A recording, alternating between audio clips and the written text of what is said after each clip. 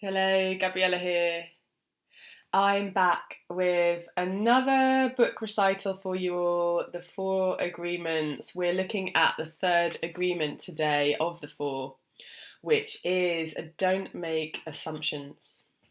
So here goes, I hope you enjoy. The third agreement is don't make assumptions. We have the tendency to make assumptions about everything. The problem with making assumptions is that we believe they are the truth. We could swear they are real. We make assumptions about what others are doing or thinking. We take it personally. Then we blame them and react by sending emotional poison with our word. Well, that is why, whenever we make assumptions, we're asking for problems. We make an assumption, we misunderstand, we take it personally, and we end up creating a whole big drama for nothing. All the sadness and drama you have lived in your life was rooted in making assumptions and taking things personally. Take a moment to consider the truth of this statement. The whole war of control between humans is about making assumptions and taking things personally. Our whole dream of hell is based on that. We create a lot of emotional poison just by making assumptions and taking it personally, because usually we start gossiping about our assumptions. Remember, gossiping is the way we communicate to each other in the dream of hell and transfer poison to one another. Because we are afraid to ask for clarification, we make assumptions and believe we are right about the assumptions. Then we defend our assumptions and try to make something else wrong. It is always better to ask questions than to make an assumption, because assumptions set us up for suffering. The big mitote in the human mind creates a lot of chaos which causes us to misinterpret everything and misunderstand everything.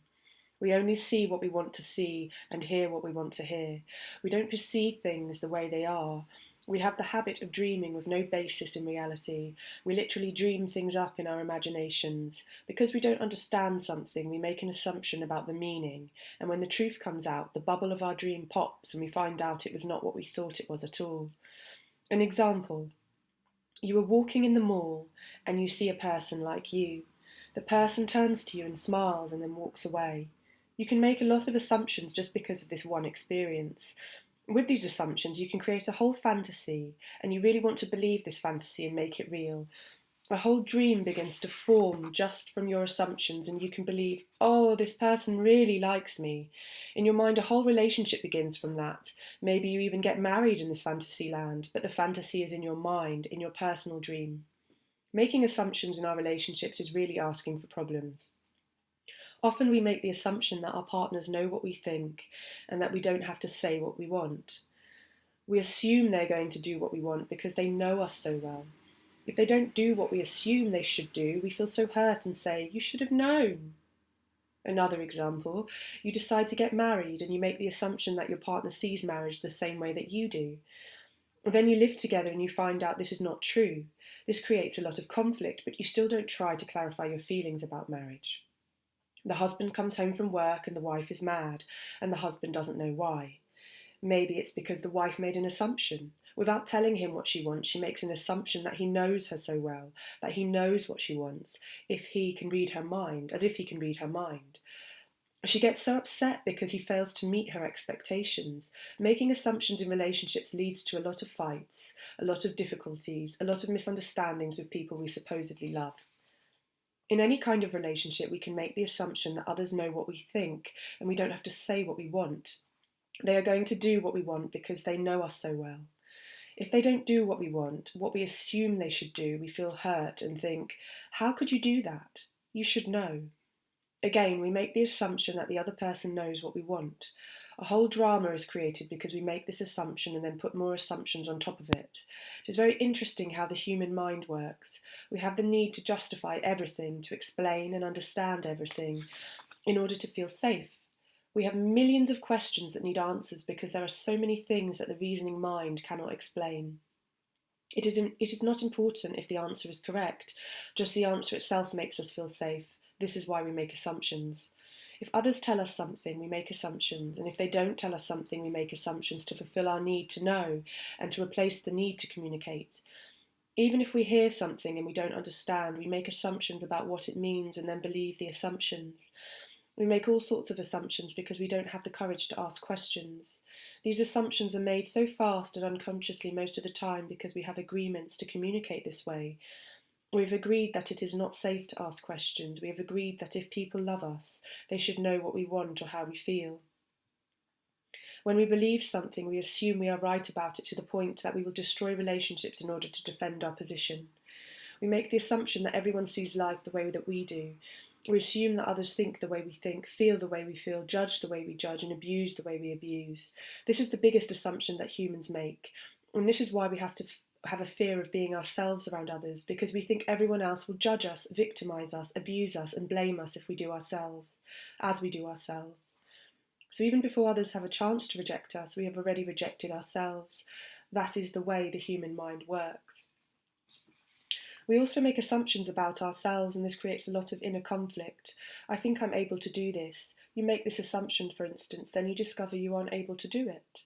You overestimate or underestimate yourself because you haven't taken the time to ask yourself questions and to answer them. Perhaps you need to gather more facts about a particular situation, or maybe you need to stop lying to yourself about what you truly want. Often when you go into a relationship with someone you have to justify why you like that person. You only see what you want to see and you deny there are things you don't like about that person. You lie to yourself just to make yourself right. Then you make assumptions, and one of the assumptions is, my love will change this person. But this is not true. Your love will not change anybody.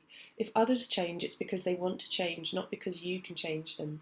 Then something happens between the two of you and you get hurt. Suddenly you see that what you didn't want to see before, only now it is amplified by your emotional poison. Now you have to justify your emotional pain and blame them for your choices. We don't need to justify love. It is there or not there. Real love is accepting other people the way they are without trying to change them. If we try to change them, this means we don't really like them. Of course, if you decide to live with someone, if you make that agreement, it is always better to make that agreement with someone who is exactly the way you want him or her to be. Find someone whom you don't have to change at all. It is much easier to find someone who is already the way you want him or her to be, instead of trying to change that person. Also, that person must love you just the way you are, so he or she doesn't have to change you at all. If others feel they have to change you, that means they really don't love you just the way you are. So why be with someone if you are not the way he or she wants you to be? We have to be what we are, so we don't have to present a false image. If you love me the way I am, okay, take me. If you don't love me the way I am, okay, bye-bye, find someone else. It may sound harsh, but this kind of communication means the personal agreements we make with others are clear and impeccable. Just imagine the day that you stop making assumptions with your partner and eventually with everyone else in your life. Your way of communicating will change completely, and your relationships will no longer suffer from conflicts created by mistaken assumptions. The way to keep yourself from making assumptions is to ask questions. Make sure the communication is clear. If you don't understand, ask. Have the courage to ask questions until you're clear as you can be. Until you are clear as you can be, and even then do not assume you know all there is to know about a given situation. Once you hear the answer, you will not have to make assumptions because you will know the truth. Also, find your voice to ask for what you want. Everybody has the right to tell you no or yes, but you always have the right to ask. Likewise, everybody has the right to ask you, and you have the right to say yes or no. If you don't understand something, it is better for you to ask and be clear instead of making an assumption. The day you stop making assumptions, you will communicate cleanly and clearly, free of emotional poison. Without making assumptions, your word becomes impeccable. With clear communication, all of your relationships will change, not only with your partner, but with everyone else. You won't need to make assumptions because everything becomes so clear. This is what I want. This is what you want. If we communicate in this way, our word becomes impeccable.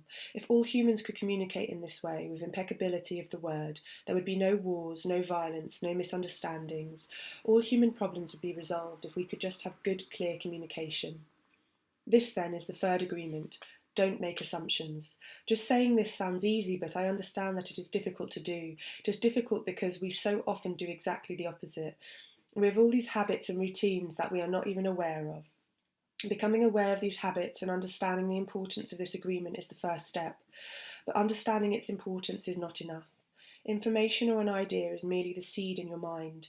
What will really make the difference is action. Taking the action over and over again strengthens your will, nurtures the seed, and establishes a solid foundation for the new habit to grow. After many repetitions, these new agreements will become second nature, and you will see how the magic of your word transforms you from a black magician into a white magician. A white magician uses the word for creation, giving, sharing, and loving. By making this one agreement a habit, your whole life will be completely transformed. When you transform your whole dream, magic just happens in your life. What you need comes to you easily because spirit moves freely through you. This is the mastery of intent, the mastery of the spirit, the mastery of love, the mastery of gratitude, and the mastery of life. This is the goal of the Toltec. This is the path to personal freedom. I hope you enjoyed that third recording, Recital of the Four Agreements. It's an incredible book. I read this first book in a day. I couldn't put it down and felt as if I'd received a huge up-leveling and activation upon finishing it. Highly recommend it to you. Hope you enjoyed this week's recital. Thank you.